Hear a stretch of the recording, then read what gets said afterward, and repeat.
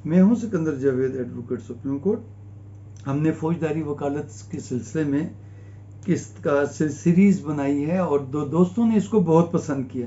मेरी तवक्को से बहुत ज़्यादा लोगों ने इसको मेरे मोहब्बत की है और इसको पसंद किया है और मुझे मिलते हैं, अक्सर बच्चे फ़ोन करते हैं।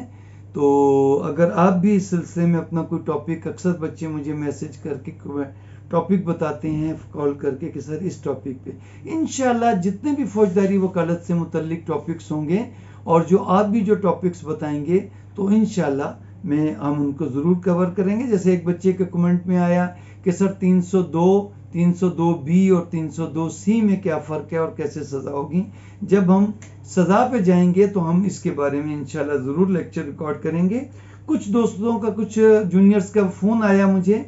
आज हम जो लेक्चर करेंगे वो गिरफ्तारी हमने कर ली थी, आज हम रिमांड से मुतल्लिक करेंगे लेक्चर।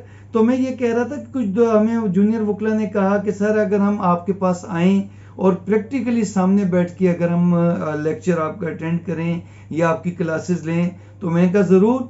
आप मुझे अगर कमेंट्स में अपना फ़ोन नंबर मुझे भेजेंगे तो हम इसकी प्रैक्टिकल क्लासेस भी शुरू करने जा रहे हैं, ताकि आप फिज़िकली सामने बैठ के मुख्तलिफ टॉपिक पे मुख्तलिफ, फिर हम आपसे फॉर्म भरवाएंगे, हम मुख्तलिफ दरखास्तें आपको करवाएंगे। वो 1 महीने का हम ये सिलेबस या एक कोर्स शुरू करना चाह रहे हैं कि स्किल्स ऑफ एडवोकेसी या एडवोकेसी, जो भी आप उसको समझने, कि उसमें जितने भी एस्पेक्ट होंगे और तमाम आप चीज़ें हम आपको सिखाने की कोशिश करेंगे। आप अपना मुझे मेरे डिस्क्रिप्शन पे नंबर पे मैसेज करके आप रजिस्ट्रेशन करा सकते हैं, क्योंकि हमारे पास जगह, एक ऑफिस हमने लिया है तो उसमें जगह कम है, तो हम उसकी पहले रजिस्ट्रेशन करेंगे।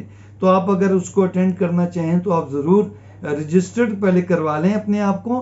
तो इंशाल्लाह हफ्ते में 2 दिन, जुम्मा और हफ्ता, 2 दिन हम ये क्लासेस करेंगे और तमाम फॉर्म प्रैक्टिकली आपको तमाम postmortem, medical examination, cross examination, आपको तमाम चीज़ों की एक दफ़ा प्रैक्टिकली जो है आपको लेक्चर देंगे। हम आते हैं अपने लेक्चर की तरफ। आज का उन्वान है रिमांड। देखिए, पर्चा दर्ज हुआ, उसके बाद पुलिस ने आपको गिरफ्तार कर लिया। अब बजरिया वारंट आपको गिरफ्तार किया या 54 के तहत विदाउट वारंट पुलिस ने गिरफ्तार कर लिया। उसके बाद पुलिस ने आपको गिरफ्तार करने के बाद थाने ले आई। अब 60 सीआरपीसी, सेक्शन 60 सीआरपीसी के मुताबिक आपको नियरेस्ट मजिस्ट्रेट के पास पेश करने के पाबंद हैं, और दूसरी सूरत में आपको एसएचओ साहब, जो पुलिस स्टेशन का इंचार्ज है, उसके पास भी पेश करने के पाबंद हैं। उसके बाद सेक्शन आ जाता है 61। वो ये कहता है कि आप 24 घंटे से ज़्यादा किसी भी शख्स को अपने पास नहीं रख सकते, ये कानून कहता है। लेकिन इसका ये मतलब नहीं है कि आपने 24 घंटे लाजमी रखना है। पुलिस इस चीज़ का गलत फायदा उठाती है और अदालतें भी इसको इंटरप्रेट नहीं करती कि सेक्शन 60 में उन्होंने पहले कहा है कि आपको नियरेस्ट मजिस्ट्रेट के पास फौरी तौर पर बगैर टाइम ज़ाया किए आपको पेश करना है। तो फिर 61 तो बाद में आता है कि अगर किसी वजह से भी आप 24 आवर्स के अंदर पेश करने के पाबंद हैं, किसी वजह से भी अगर फौरी पेश नहीं कर सकते, इसका मतलब ये होगा कि अगर फौरी तौर पर आप पेश, पहले ज़मानों में, अंग्रेज़ों के ज़माने का कानून है, देहातों में जो थाने होते थे उन्होंने शहरों के लिए अलग सीआरपीसी और देहात के लिए अलग सीआरपीसी तो नहीं बनानी थी, उन्होंने सबकी जगह एक जैसी बनानी थी। तो दूर दूर थाने होते थे, इलाका मजिस्ट्रेट शहरों में बैठते थे, मजिस्ट्रेट हजरात देहातों में तो नहीं बैठेंगे वो।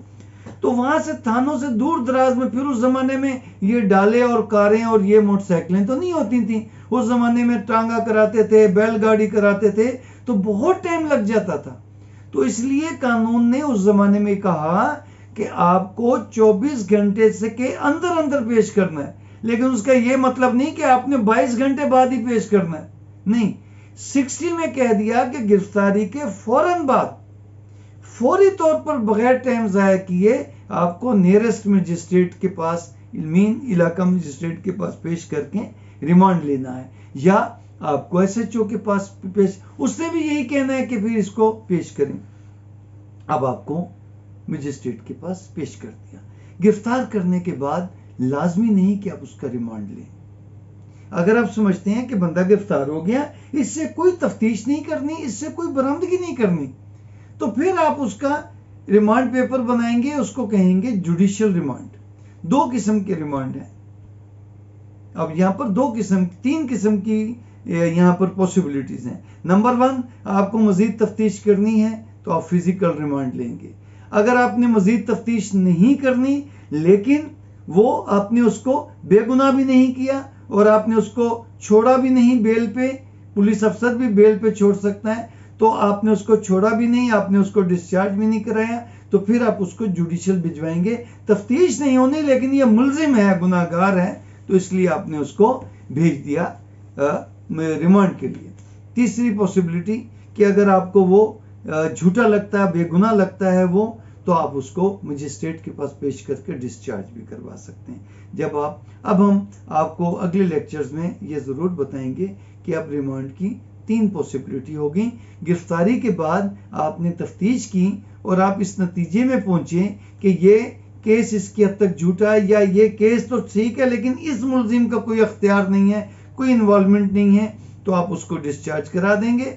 या आप उसको कहेंगे ठीक है भाई, आप अपना 157 सब सेक्शन 2 के तहत आप उससे कहेंगे कि भाई ठीक है, जब तुम्हारी ज़रूरत होगी हम तुम्हें दोबारा बुला लेंगे। फिर एक पॉसिबिलिटी ये है कि आप उससे बेल बॉन्ड ले लेंगे, मुचलका ले लेंगे और कहेंगे कि जब अदालत बुलाएगी या हम दोबारा तफ्तीश के लिए बुलाएंगे तुम्हें आना पड़ेगा।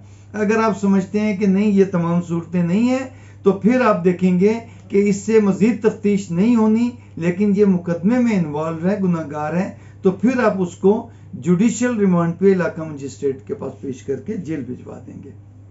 फिर चलान आएगा और बात की बात।